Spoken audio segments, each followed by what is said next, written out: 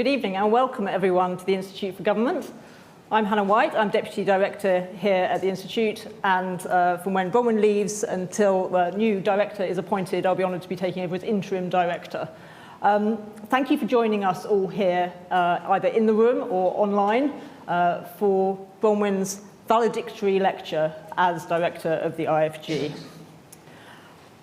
Bronwen, of course, needs no introduction, joined the Institute after a long and distinguished career in journalism. I don't think at that point even she could have anticipated that she would see out 2 prime ministers, 2 elections, probably the largest change in the UK's governance in many decades, and a global pandemic. So it's been quite an interesting time in government, and therefore no surprise that Bronwen has chosen as her theme for her lecture tonight, "What's Wrong with Britain's Government?" Bronwen. Thank you very much. And Hannah, thank you for that. It has a subtitle of what to do about it. I'm delighted to be here, except for the sadness, the obvious sadness, in this being my final talk at the Institute for Government. And I'm moving on after 6 years to be Director of Chatham House in September. But I wanted to take this last chance as Director to say what I make of the problems of the UK's government and what should be done to solve them. I might thank the Prime Minister at this point for making the speech easier. Not just for illustrating some of the things that are wrong, but for resigning in time to let me take a clear look back at this exceptionally turbulent period in British public life. Let me make one point at the start. One of the things wrong with British government in the past few years has been Boris Johnson. There is no code or constitution that can immediately stop someone who is prepared to lie and break the fundamental rules and conventions. The damage that causes is huge. The rules and constitution won in the end, but he illustrated how vulnerable they are. Had he chosen to try and call a general election, appealing to voters over the head of his elected MPs, we could have been in a constitutional crisis, which people have rightly compared to the one that Trump caused in the US.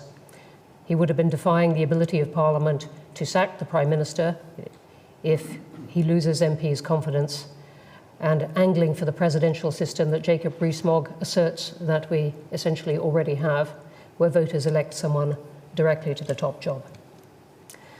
What's more, Johnson says he got the big calls right. No, he didn't. Despite the vaccine rollout, the cost of Brexit is now becoming evident. The OECD projects that the UK will have the lowest growth in the G20, a group that includes every EU country, that is, apart from Russia. Peace in Northern Ireland is strained. International allies mistrust Britain. It's a sign of the political culture that the new Education Secretary, Andrea Jenkins, raised her middle finger to the crowds outside Downing Street. We are going to have to wait to find out what other things she thinks Britain's children should learn. I'm going to talk about this culture and about those constitutional strains, but I'm also going to talk about the more ordinary reasons why government just doesn't work well, and how that too strains the bond with British people. You hear the incredulity, the resignation, the anger about this all the time. Passports, driving licenses, tax returns and rebates, terrifying smart motorways where it takes too long to close a lane. If there's a positive point in this, and there is, it's that people are very exercised by the question of how they're governed. More, I feel, than 6 years ago. They're talking about it all the time, not just about Boris Johnson, but about mayors, about first ministers, about the monarchy. Nor have they given up on government. We saw that in the pandemic. People are prepared to accept enormous intrusion, enormous requests by government into their lives. More than in many countries, people trusted the government when it exhorted them to get vaccinated. And a lot about British government does work well, I should also say at the start. There are terrific people in the civil service and in politics. It's a tough, tough line of work, which in my experience, most people enter out of desire to make other people's lives better. But many aspects of British government and its constitution do need urgent repair. And this is the IFG's mission, illustrated by our conference on civil service reform last week, and 2 key papers that we put out that underpin that and really go to the heart of our work.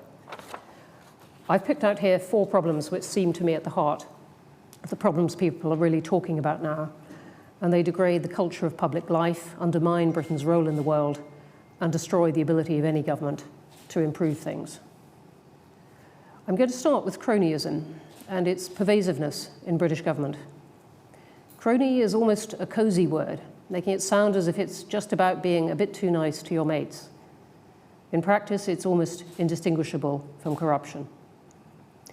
I'm talking about things like Robert Jenrick's rush to approve for Richard Desmond's development in Tower Hamlets, saving Desmond £45 million in taxes otherwise due to one of London's poorest boroughs. 2 weeks later, Desmond gave £12,000 to the Conservative Party. Johnson's appointment of Peter Cruddas to the House of Lords, followed 3 days later by Cruddas's donation of £500,000 to the Conservative Party. He's given £4 million overall. Johnson's attempt to change parliamentary lobbying rules to save the career of Owen Paterson, whom the Standards Commissioner found to have undertaken egregious paid lobbying for 3 companies. The awarding of PPE contracts, according to the National Audit Office, one of these brave watchdogs throwing itself at this kind of question. Those with political connections were directed to a VIP lane where their bids were 10 times more likely to be successful than those without such connections. How is this different from corruption? It's not obvious to me, nor to the rest of the world. It appears to be the simple trading of favours for cash. Johnson made this everyday life in number 10 for some of his time there, but he wasn't the first. The shadow of cash for honours still hangs over Tony Blair's premiership. David Cameron promised to clean up politics, but has been exposed to be lobbying former colleagues over Greensill. You could add to this the threat of corruption in local government, where since the almost casual abolition of the Audit Commission in 2010, councils can pick their own auditors. Occasionally, a case like Liverpool triggers formal charges, but given the financial pressures on local councils, the threat of more problems is rising. These cases hurt Britain's reputation. It is delusional to think that they don't. Those in British government like to bask in imagined compliments for good government when that isn't what others always see. The current joke about Britain in Italy, a country which, at least at the moment, is rather well run under Prime Minister Mario Draghi, is that at least Berlusconi bought his own wallpaper. It isn't as if there aren't ethics panels and advisors. There are. There is the ministerial code too. But there are no teeth to these, and none that can get purchase on the Prime Minister when he is the offender. We do need to correct that. I'll extend this point to my second one, which is about lying and bending the truth and the self-delusion to which these also lead. Again, Johnson took this to characteristic lengths, not just his lie about Chris Pincher, blasted open by Simon MacDonald, former Permanent Secretary of the Foreign Office, who also exposed a week of floundering, misleading statements from the Downing Street press office. You could add to that Johnson's repeated false statements about employment. In January this year, according to the excellent fact-checking organisation Full Fact, he claimed for the 4th time that there were 420,000 more people in employment from before the pandemic, whereas including the self-employed, there were 600,000 fewer. And if I were to start on misclaims about Brexit, I could give the talk just on that. But again, Johnson was not the first of all Tony Blair's mistakes over Iraq. One of the most egregious was the sexed up dossier about Iraq's supposed weapons of mass destruction used to justify the invasion. And Gordon Brown did a lot to destroy confidence in spending claims from any government, winning a reputation for dressing up old money as new. But these things matter more now in an era of social media and given the assault on people's confidence from the world of alternative facts. It also leads more subtly, it seems to me, to self-delusion, and that is, I feel, one of the pernicious problems of British government. Delusions of grandeur, certainly, about our place in the world, underpinned by a lack of understanding of the basis for other countries' success, such as that of Germany or Japan. Delusions about our history. I saw officials in Iraq and Afghanistan too happy to court compliments for peacemaking in Northern Ireland and ignorant about historic defeats in Afghanistan. Delusions of intellect. It's one of the unspoken beliefs in the civil service that Britain is really, really good at policy making, just not so good at delivery. Actually, it often falls short at both. Politicians and civil servants both need to resist this. Civil servants have done their best much of the time. Their impartiality and the strength of that principle and that culture has really come through, as in that letter from Simon and MacDonald. But there are no sanctions that can really enforce this if public and parliamentary opprobrium is not enough, which is why upholding a culture of truth-telling rests on everyone in public life. The two problems I've mentioned so far are real offences. The next is not. It's the lack of skill and knowledge of many officials and ministers, but it is one of the main reasons why things just don't work.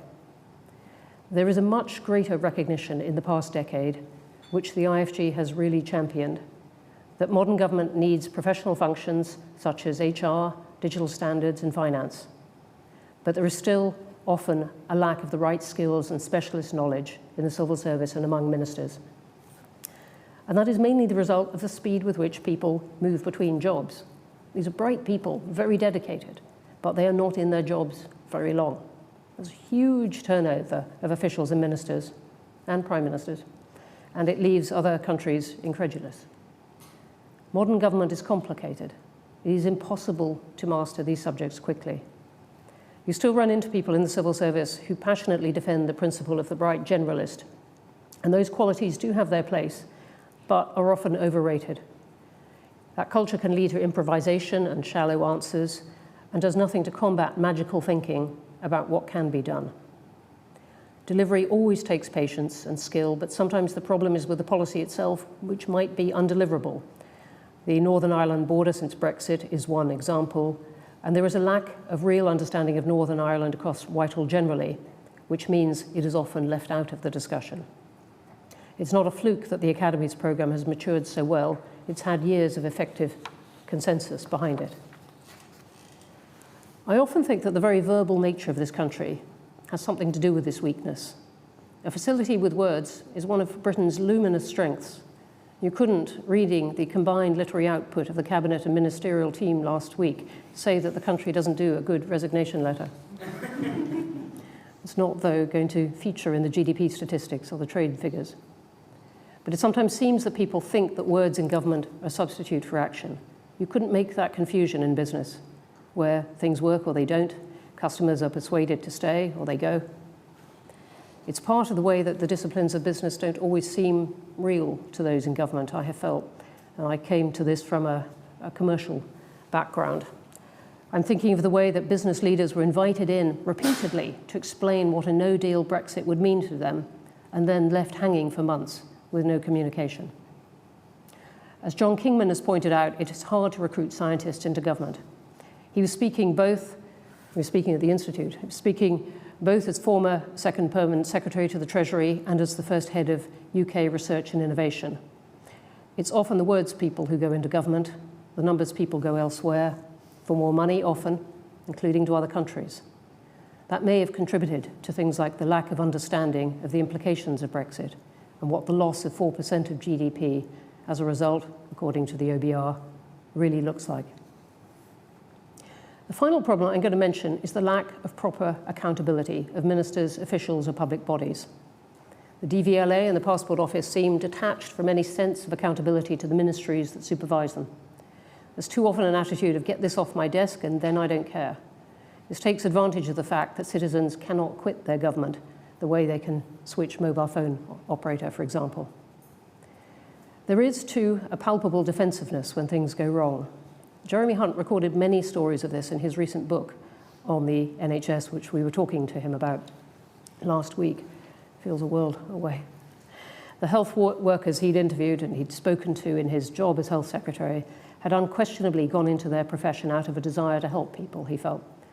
But when something went wrong, their instinct was to cover it up. We get it, I have to say, quite a bit at the IFG. I'm thinking of recent requests from two departments to scrap the projects we had done on problems within those departments. Both had refused to talk to us formally, although officials did, and we're glad of that. They then asked at the highest level for the reports to be frozen, one until the end of the public inquiry into coronavirus, which may be many years.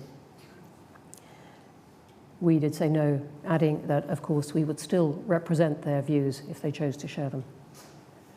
Much of it, though, stems from lack of leadership right at the top. Those in Rishi Sunak's campaign team are asking why having given the NHS lots more money, the Prime Minister's team did not stay on the case with meetings constantly asking where the 40 new hospitals he promised were. One has been built, and that is a good question. In a report just 6 weeks ago on the Afghan exit called Missing in Action, the Foreign Affairs Committee produced a more scathing verdict than any committee verdict I can remember, and it blamed the Foreign Office, the National Security Advisor, and ministers for a fundamental lack of planning, grip, or leadership, which led to Britain abandoning its allies and damaging its interests. It said there was no clear line of command within the leadership of the government. And the result of all these problems is that it is much harder for governments to persuade voters of the need to make uncomfortable choices. The more that mistrust grows, the more our politics will be vulnerable to politicians who overpromise in search of wider coalitions among a sceptical population. So what should we do about all this? The Institute has lots of recommendations for such problems. Many are technical. Things like changing the rules of promotion in the civil service so that officials don't switch job as often as they do. More authority for the Cabinet Secretary to set standards. But these don't answer all these points, and my recommendations here today go wider than those. The culture at the top of government does need to change, but exhortation is not enough. We need to formalise what has been informal. There need to be clear rules about the awarding of contracts and public appointments. There needs to be a truly independent ethics advisor with the ability to initiate investigations, is a key IFG point. More powers for standard scrutiny in Parliament. And even more transparency about party funding and probably more restrictions. This is a staple of political science courses, but the outrage about it is well-founded and is growing. I find it hard to think, though, that you can transform these points without changes to the powers of Parliament and other checks on the power of an overweening Prime Minister. At the moment, as Jonathan Sumption, former Supreme Court judge, pointed out in an article yesterday, Parliament is the only real check to authoritarianism in the Prime Minister.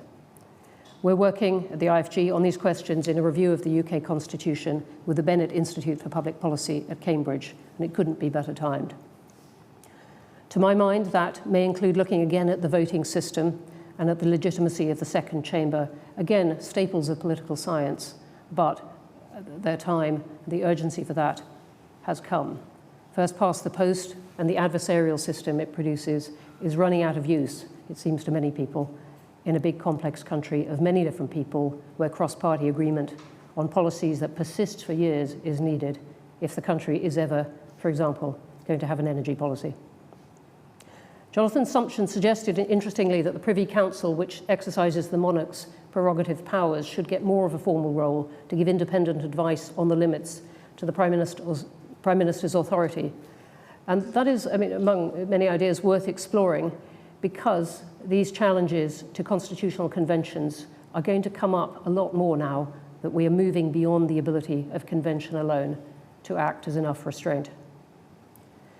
Of other remedies, more devolution, itself a desirable goal, would help a bit in providing a check on Westminster. But it's not a panacea unless it is itself subject to more accountability in turn. There's too little scrutiny of devolved administrations, which have only one chamber of Parliament, and even less for local councils. The media is essential in all this. Local media, incidentally, is far weaker than it used to be. The BBC licence fee may be hard to defend in the future, but the Johnson government's pursuit of an upheaval in its financing and pursuit of the privatisation of Channel 4, without support even from Conservative MPs, smacks of vindictiveness. One of the more disturbing reported comments by the Prime Minister is that he believed he could have survived if only Twitter had been shut down. I'd add a final point that is not directly about government, but addresses some of the overfluent culture of words as sufficient that I've been describing. As it happens, it's one that David Sainsbury has devoted a lot of passion to, quite separately from his backing of the IFG, and that is the cause of technical, scientific, and indeed business education. It needs to be part of the culture of this country. Boris Johnson has made the problems of government, and to some extent of the country, worse than they were. But he is a symptom, as Donald Trump was, and indeed may yet be again, of the difficulty in a modern country of uniting a lot of different people, of forging these huge political coalitions, and the temptation of doing it with promises that cannot be kept. He's illustrated how inadequate the conventions are for keeping a Prime Minister in line. I took this job as director of the Institute for Government because I'd seen as a foreign correspondent and editor how in many troubled countries there really is such a thing as wasting all the effort for improvement and all the money if there is no good government. My only reservation in accepting David Sainsbury's invitation to be the director was that I thought Britain's problems weren't as serious. I'm now convinced 6 years later that I was wrong. So these are my thoughts on what is most urgently needed with Britain's government in order to fix the problems that are wrong. Thank you.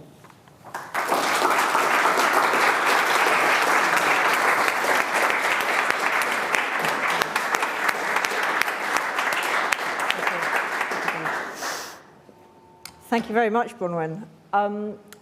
I should have said at the start that if anybody has a question that they would like to put to Bronwen, aside from those who are here in the room with us, please do send them in via Slido with the hashtag Bronwen Maddox.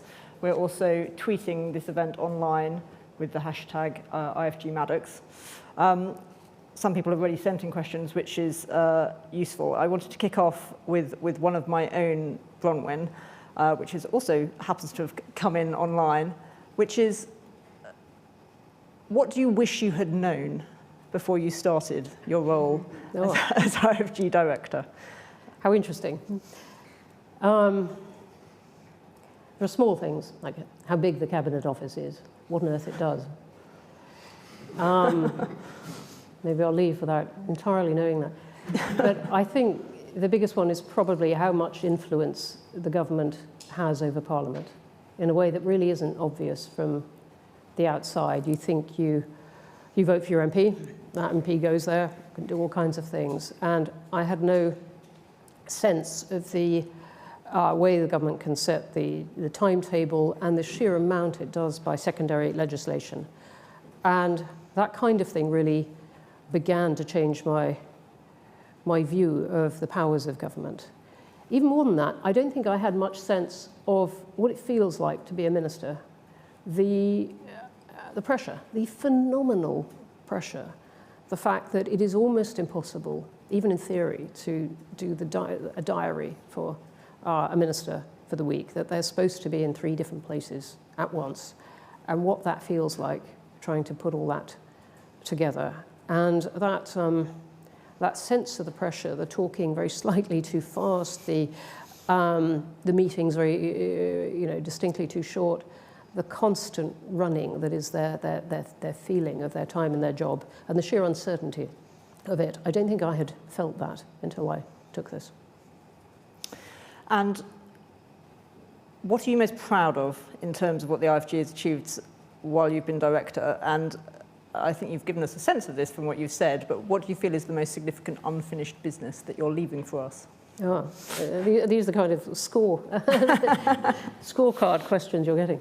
I'm hugely proud of everything we've done, and we've got an absolutely terrific team, which I really will miss enormously.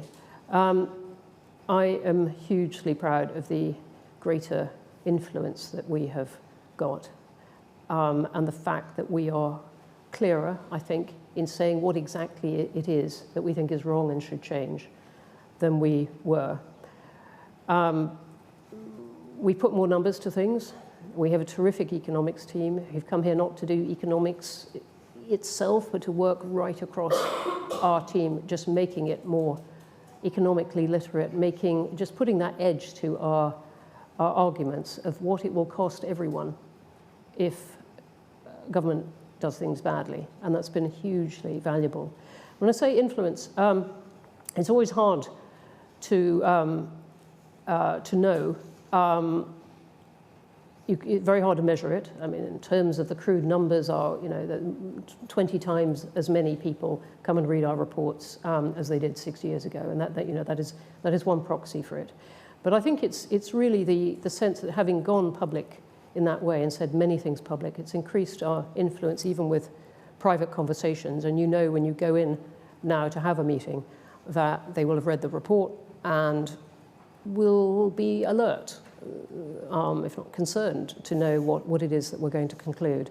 And I think that's the right kind of influence. They respect us for the rigor and the independence. And more people talk to us. So there is all that. We have achieved some particular things. I think we've hammered away at some of the mechanisms of government, like just these professional functions, getting those better. What haven't we done? And what haven't? I could give you topics like local government, which isn't our mission, but you can feel the problems boiling up there. We've got very little traction with accountability, and where we have thundered away about it, and we have said it quietly as well. And you can see it more now as part of the conversation that people think that that's important, but the actual steps haven't changed. There's always lots and lots and lots you haven't done at any point.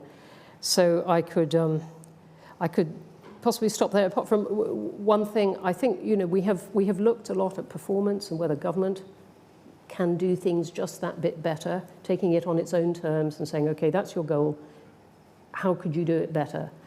Are you doing it worse? What we haven't done is step back and say, could you do it completely differently in order to get the same goal?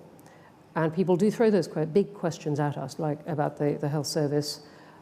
When Jeremy Corbyn was having his heyday, what would it be to nationalise these things? Would that make everything run better in some sense? What would the small state prescriptions of some of the Conservative candidates at the moment, what would that do in terms of these goals? We're not out to preach the goals.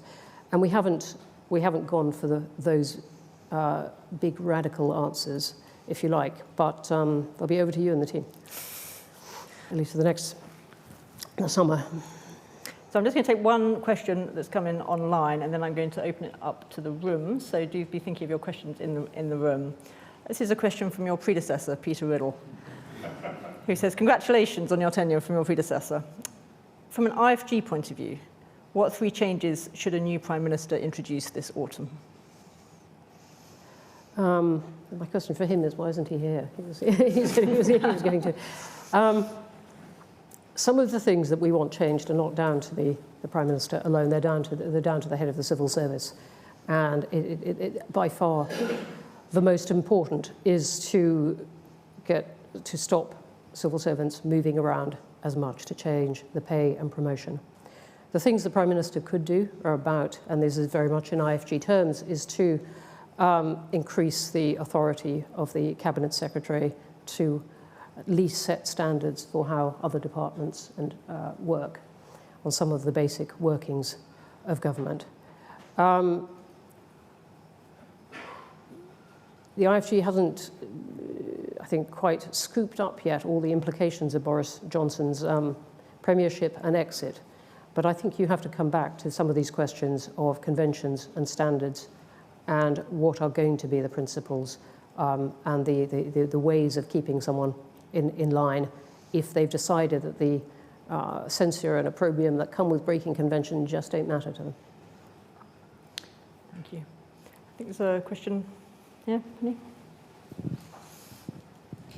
Hi, Tony Travis from the LSE. I mean, at a risk of taking us into a question along the lines of, is Joe Root better than W.G. Grace? I mean, your tale of recent woe is pretty convincing, but how would we find a way of making a reasonable comparison between this recent period and, I'd say, Lloyd George or Walpole? I mean, I know it's not easy to do, but I mean, but I mean, just to give us a sense of how we can find how bad this is, if it is bad, others may disagree, compared with patches that must have looked bad with people who must have looked similarly unusual in the past. It's a really good question, and I think of Bill Clinton's lament of, look, John F. Kennedy did all these things, and no one minded then. I think, and we can have the debate about history and how you use it at some length if we want, but I think you do have to take it in the current context because of the implications of the behavior now. And it is not that Boris Johnson is the only Prime Minister who have broken conventions at all, but it's what that means for the ability to check the Prime Minister now and what that means for the parliamentary system. And I think the strain he's put on it, obviously there is no metric that I can give you on it, but more serious than for quite a long time because of what it implies about the Constitution and the conventions on which it's based. And if you start taking away those conventions, you've got remarkably little there. We have to shore them up. There's another question here. John Campner. So congratulations, Bronwen, on a really great speech.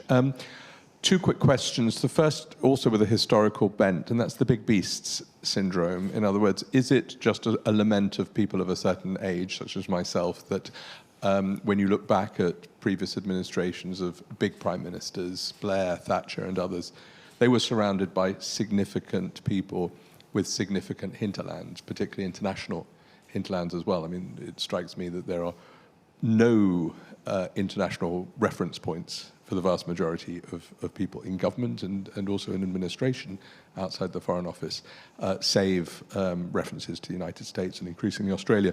But anyway, so the first point is about the quality of people, and if this isn't just a lament, if there is evidence for that, why is that? And my second point is, in your speech, you talk at length about systemic improvement, checks and balances, accountability, transparency, and all the things that would make government work a lot better and would have prevented Johnson from behaving in this way, and others too.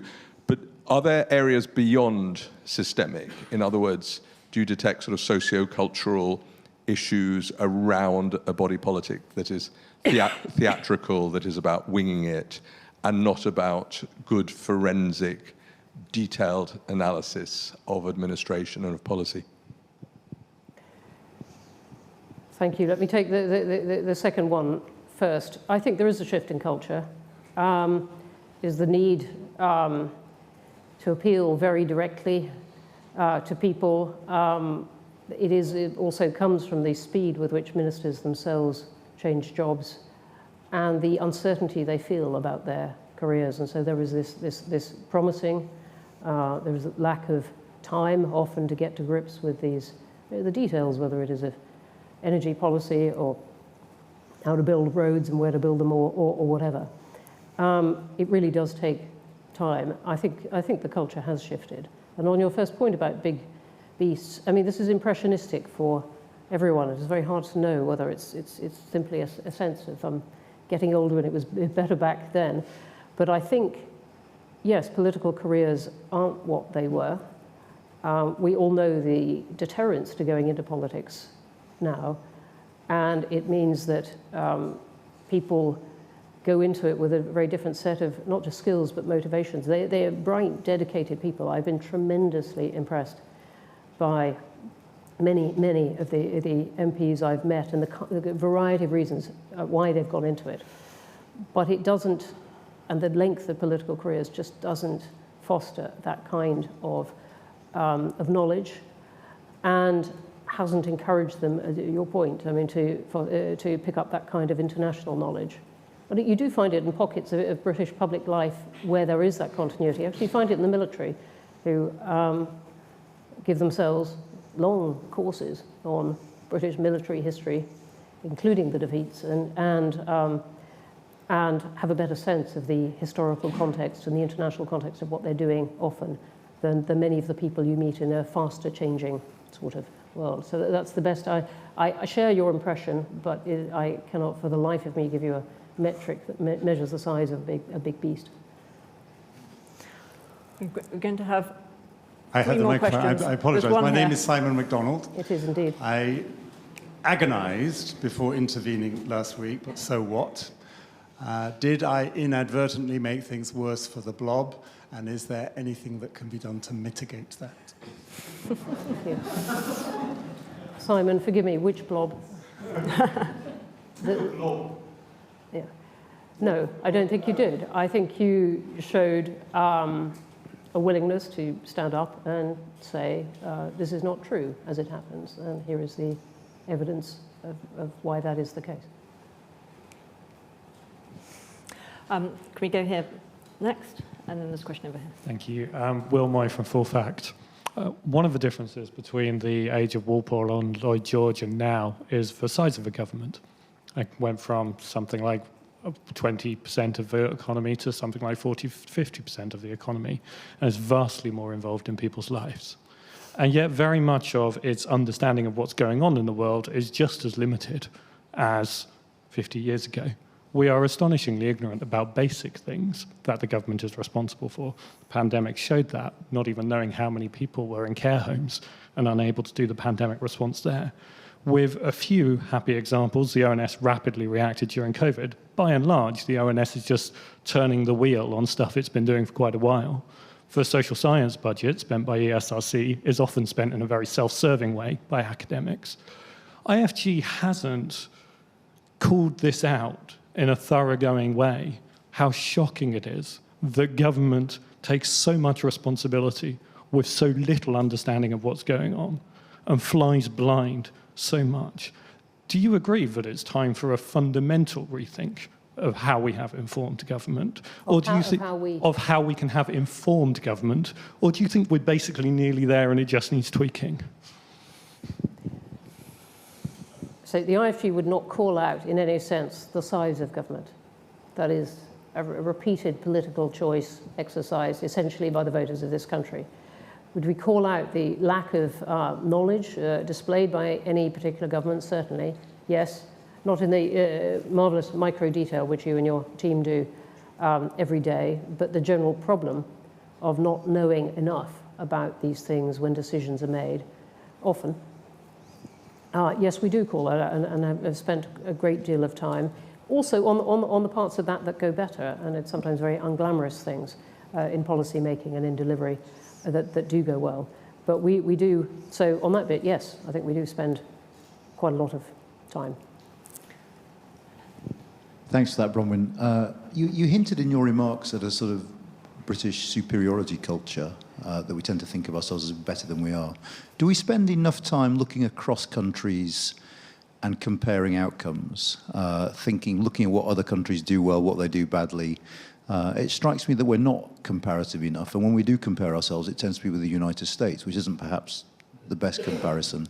And just quickly on that United States comparison, you seem to intimate that had Boris Johnson called for an election, then there would have been real similarities with Donald Trump. But, I mean, it strikes me that, A, Johnson would have been acting within the rules, albeit putting Her Majesty in a difficult situation, or potentially so. And secondly, there was no threat of violence. So aren't the two situations very, very different? Thank you for that. Annan Menon for the record. That's right. We can supply the gaps and all kinds of things. I didn't quite put it as a superiority, and it seems to me more like a kind of dreamlike confidence that Britain is really good at some things that, in fact, it isn't. But it comes with sometimes a lack of curiosity or investigation into the basis for example, Germany and Japan's economic success, and the hard yards both countries have done to get there. No, it doesn't look internationally enough at all. And when it does, and I think you're absolutely right, looks at the wrong things or makes the wrong kind of comparison. And the US, I think you put your finger on something, is an endlessly tempting example, whereas it is a very, very different country, organizes itself very differently, unites itself by ideals. It is so different apart from the seduction of having the same language that I share the thrust of your question that it should be banned from comparative studies with Britain. The Trump thing, I wasn't saying it was exactly the same at all, just that I think if had Boris Johnson, against the wishes, crucially against the wishes of his MPs, decided to try and have a general election, appealing to the people, implying that the 14 million voted for him, in some sense, could elect him directly. Yes, that is deliberately undermining the public respect and understanding of the parliamentary system that we have, and it would put the monarch in a very difficult position of whether or not to accept the dissolution of Parliament. We argued here in the Institute that she should not. I thought Jonathan Sumption's arguments about bolstering the Privy Council considerably, I won't say it would have to be bolstered, but in order to give independent advice to the monarch are interesting, because I can see this kind of challenge come up a lot. No, obviously not analogous, and no, there was no threat of violence, and no, there weren't people with horns on their head and so on. But in terms of actually setting out to undermine, to reject the electoral system and the parliamentary system that we have, confusing and destabilizing to the country. So to that extent, yes. Thank you. I'm going to take one more question from the room and one from online, and then we'll have to wrap up. So the lady here. Kishra Faulkner, crossbench peer in the House of Lords. Answering John's question about a comparison with big beasts in the past versus now, I think it's fair to say people in this room accepted that after a couple of decades in the House of Lords, you find out the beasts aren't quite as big as you might have imagined they were looking in from the outside. I think it was ever thus, that talent is very variable in different governments. But I was intrigued by your comments about the second chamber and what to do about the second chamber, and corruption, the link to corruption there. And I wonder whether you think that taking the power of patronage to appoint people to the House of Lords in some form by setting up a statutory commission to vet everyone who comes in and to have numbers to retain the balance, because the Constitution, of course, requires a balance between the opposition and the government. Would that be workable? Otherwise, it will continue to increase and increase with unsuitable people who have no interest in being there other than to use it as a dining club. My short answer would be yes, but I think the House of Lords does some excellent work in scrutiny to the extent it is allowed to do, and there are many tremendous people there doing it. But the basis of its structure is essentially impossible to defend, I think, these days. And I think people should look. There are many suggestions out there. You've made one, a more rigorous appointments system. Others say, look, scrap it. Let's go for a regionally based elected house. I think it becomes, it's a lost opportunity and becomes something even possibly more dangerous than that because of the fall in reputation from the things we've been discussing, if it just goes on like that. This is one of the things that our work with the Bennett Centre at Cambridge is looking at. But I will have to leave that to my successors for the IFG answer. And there's just one final question I want to put to you that's come through from the many online, which is, your talk and your comments have been rather depressing in some ways. Can you leave us with some light at the end of the tunnel? What would you say that are the really positive points about British government right now? I take a step aside from the British government and say that when we all look back 10, 20 years or whatever, I think we will say that we are living through an extraordinary revolution in science, in technology, in medicine, in actually creative arts, all the television we've been watching for all this time in lockdown, and that this country is astoundingly good at it, and that is supported in some way by the government we have. I think of the excitement. I mean, the politics and economics, certainly at the moment, can be really depressing.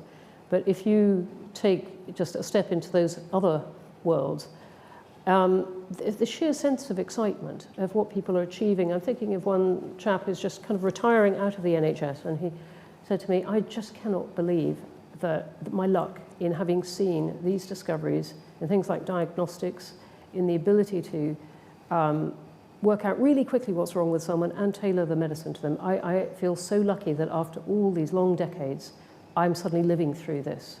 I can think of the same kind of thing actually in television, in people thinking, oh, we've bust the bounds of film, and suddenly these long series. In Britain, I was taking pot shots at the overfluency, as it sometimes seems, of Britain, but the just incredible verbal creative gifts of this country as well. So they're extraordinary things, and I think we will look back at that, and this country still has the ability to generate these.